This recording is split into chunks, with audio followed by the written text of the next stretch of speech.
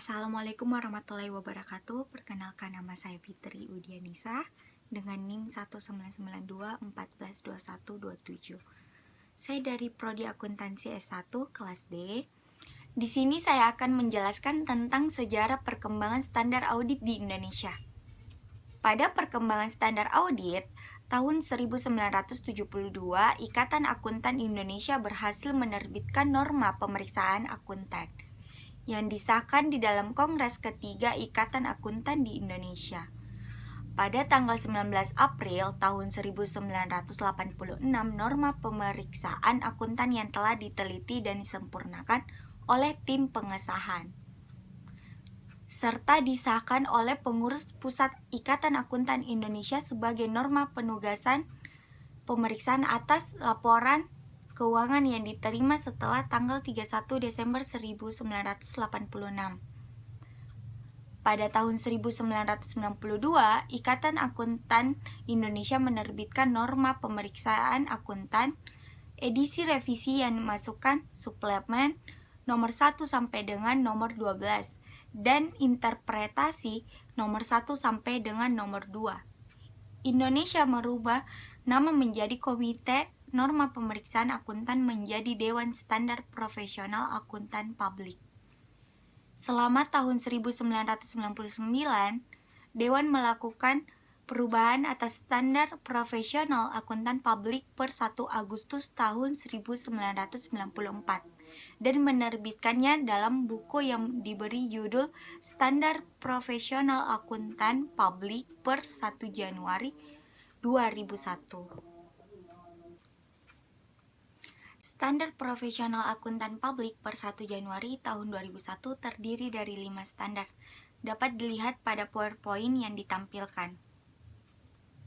Sebelum terbentuknya Institut Akuntan Publik Indonesia atau disingkat IAPI, standar auditing ditetapkan oleh Ikatan Akuntan Indonesia. Setelah terbentuknya IAPI, yang secara resmi diterima sebagai anggota asosiasi yang pertama oleh IAI pada tanggal 4 Juni tahun 2007.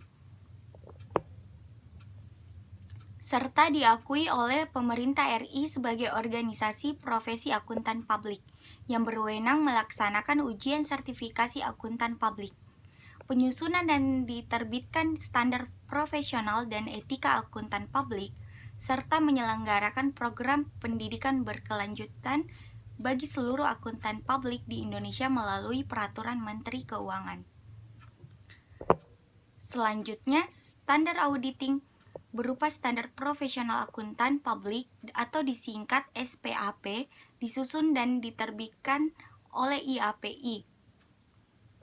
SPAP merupakan kodifikasi berbagai pernyataan standar teknis dan aturan etika. Pernyataan standar teknis yang dikodifikasi terdiri dari 5. Yang pertama, pernyataan standar auditing. Kedua, pernyataan standar atestasi. Ketiga, pernyataan jasa akuntansi dan review. Keempat, pernyataan jasa konsultasi. Kelima, pernyataan standar pengendalian mutu. Sedangkan aturan etika yang dicantumkan dalam SPAP adalah aturan etika kompartemen akuntan publik yang dinyatakan berlaku oleh Kompartemen Akuntan Publik sejak bulan Mei tahun 2000. SPAP ini membagi lagi standar auditing menjadi 3 bagian utama, yaitu standar umum, standar pekerjaan lapangan, dan standar pelaporan. Pada bagian pertama, standar umum terbagi lagi atas 3 poin.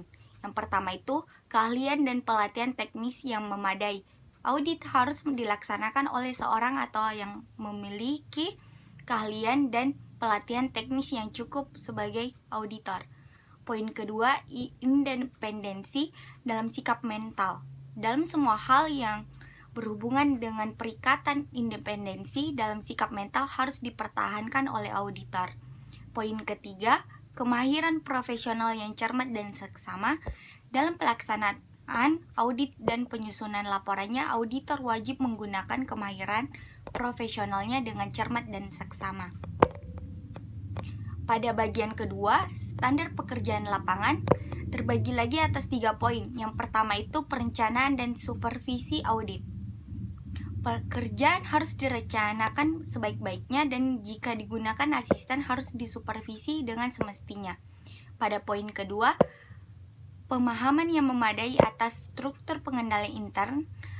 Pada pemahaman memadai atas pengendalian intern harus diperoleh untuk merencanakan audit dan menentukan sifat, saat, dan lingkup pengujian yang akan dilakukan. Pada poin ketiga, bukti audit yang cukup dan kompeten. Bukti audit kompeten yang cukup harus diperoleh melalui inspeksi, pengamatan, permintaan keterangan, dan konfirmasi sebagai dasar memadai untuk menyatakan pendapat atas laporan keuangan yang diaudit. Pada bagian ketiga, ada standar pelaporan. Terbagi lagi atas 4. Yang pertama itu pernyataan apakah laporan keuangan sesuai dengan prinsip akuntansi yang berlaku secara umum. Pada laporan auditor harus menyatakan apakah laporan keuangan telah disusun sesuai dengan prinsip akuntansi yang berlaku umum di Indonesia. Pada poin kedua, pernyataan mengenai ketidakkonsistenan penerapan prinsip akuntansi yang berlaku umum. Laporan auditor harus menunjukkan atau menyatakan jika itu ada ketidakkonsistenan penerapan prinsip akuntansi dalam penyusunan laporan keuangan periode berjalan dibandingkan dengan penerapan prinsip akuntansi tersebut dalam periode sebelumnya. Pada poin ketiga, pengungkapan informatif dalam laporan keuangan. Dalam laporan keuangan harus dipandang memadai kecuali dinyatakan lain dalam laporan auditor. Pada poin keempat, pernyataan pendapat auditor atas laporan keuangan secara keseluruhan.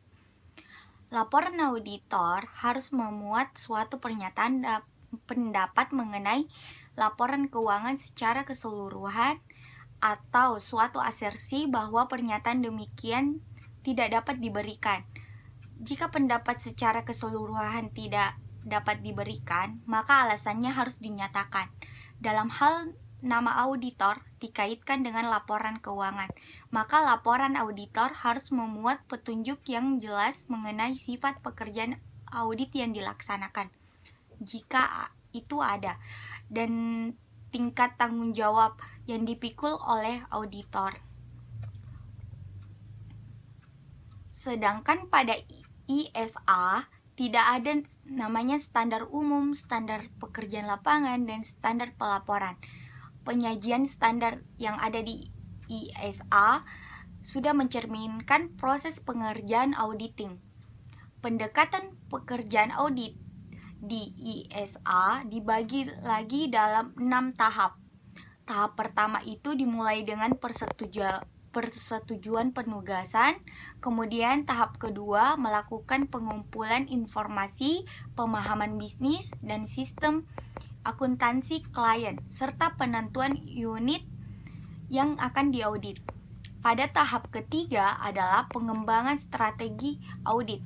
Hal ini dilakukan dengan memperhatikan akses inherent list. Tahap selanjutnya yaitu keempat, mulai melaksanakan audit. Pada saat melaksanakan audit, maka akan dilakukan test of control, substantif, dan analitis, prosedur, dan prosedur substantif lainnya. Tahap kelima, mulai membentuk opini. Dan tahap terakhir yaitu keenam adalah membuat laporan audit. Dari keenam tahapan pekerjaan audit yang diatur dalam ISA tersebut sepertinya tidak jauh berbeda dengan pengaturan dalam SPAP yang menjadi pedoman audit bagi KAP di Indonesia. Demikian sedikit gambaran International Standard on Auditing atau disingkat ISA yang merupakan standar audit internasional dibandingkan dengan standar profesional akuntan publik atau disingkat SPAP yang merupakan standar audit yang berlaku di Indonesia. Terima kasih atas perhatiannya. Kurang lebihnya mohon dimaafkan. Demikian akhir presentasi saya. Semoga bermanfaat untuk kita semua. Terima kasih dan wassalamualaikum warahmatullahi wabarakatuh.